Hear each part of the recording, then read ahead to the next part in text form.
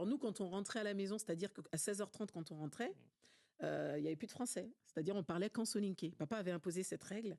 Et plus tard, il nous a dit, vous étiez déjà français, puisque vous étiez né en France, et en allant à l'école, de toute façon, vous maîtrisiez la langue. Il a dit, il était important aussi que vous deveniez soninké malien. Donc il a dit, le seul moyen que moi j'avais, mon terrain, c'était la maison. Donc à la maison, c'était ma loi. Donc quand on rentrait à la maison, c'était full soninké, mais pas que dans la langue. C'était aussi dans la culture, dans la transmission des valeurs. Je rentrais, fallait attacher son pagne.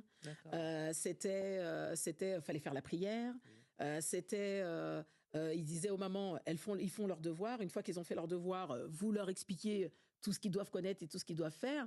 Donc nous, les tâches ménagères, on les faisait, c'était normal. Voilà, fallait les faire, surtout en tant que fille. Et les garçons aussi. Donc les garçons, ils faisaient pas les tâches ménagères. Non, eux, ils avaient d'autres choses à faire, mais ils étaient mieux lotis que nous quand même. Hein.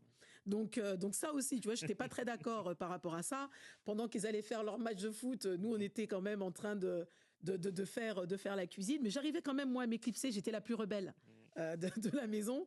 Donc, du coup, je rentrais toujours un petit peu plus tard, mais à la même heure que mon frère, celui qui était juste en dessous de moi, en disant, mais j'étais avec lui. J'étais avec lui. Oui, mais t'avais pas à être avec lui. Oui, mais j'étais avec lui.